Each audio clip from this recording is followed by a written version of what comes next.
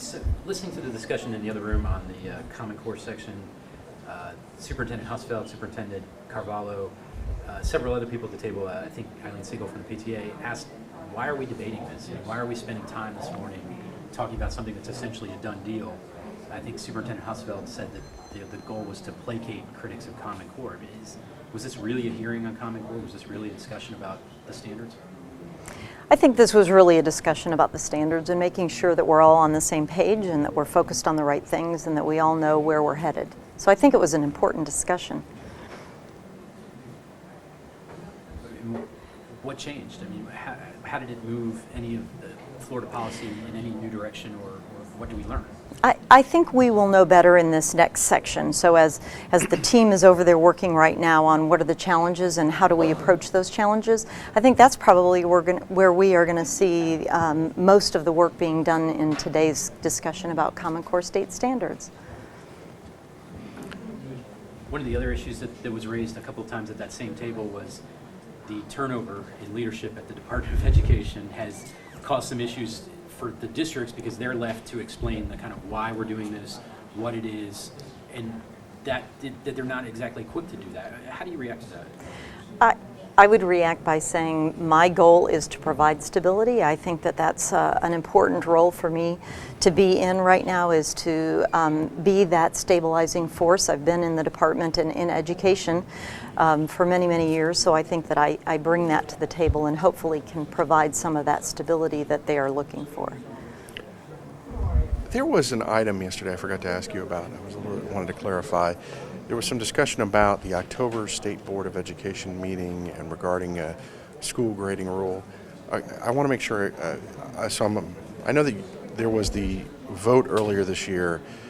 Is it the intention that in October to extend the safety net provision for yet another year? Is that what's coming up in October? Did I mishear that yesterday?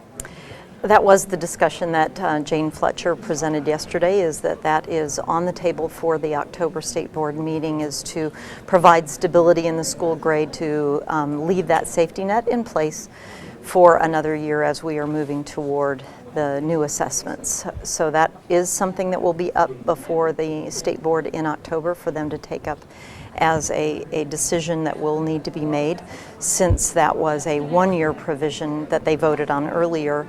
In addition, there's also part of the school grading rule that will be taken up in October is also surrounding how long a student is in the school to be included in the school grade. So that will be taken up as well.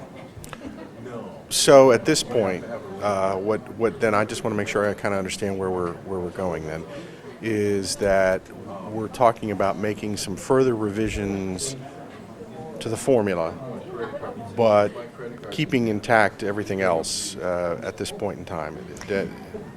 That is the plan at this point, and I think that we should see a pretty lively discussion surrounding that safety net as we move into the October board meeting. So we'll see where we end up. Is the thought that you wanted to get this done a bit earlier this year, before before we go, or explain the thought about why you're bringing that up now? I think it was always the intention. I think when the board voted in the summer, I think it was always the intention that they take it up again when it wasn't such a quick turnaround, but they had time to be thoughtful and think about it and do it early, as you said. I think it's important that our schools and school districts know what the rules are that they're playing with as early as possible in the year. Okay. Have you given any serious thought that there has been some conversations about whether or not a delay in the standards, but perhaps a quote pause in the consequences? That given with the continued transition, moving to Common Core, having FCAT tests that are based upon the next generation standards and not the Common Core, that perhaps there should be some serious conversation about not having any consequences associated with the grades that would come out next year. Do you think that's a legitimate point of view to contemplate? I think I'd want to look at what consequences we want to pause on. I think that many of our consequences really do serve our students very well, whether we're looking at FCAT 2.0 or we're looking at an assessment that aligns to the Common Core standards. I think it's important that we would really take a serious look at what consequences we're talking about, because many of those consequences that we discuss help our students, and so we want to continue making sure that we're providing students with all the support that we possibly can.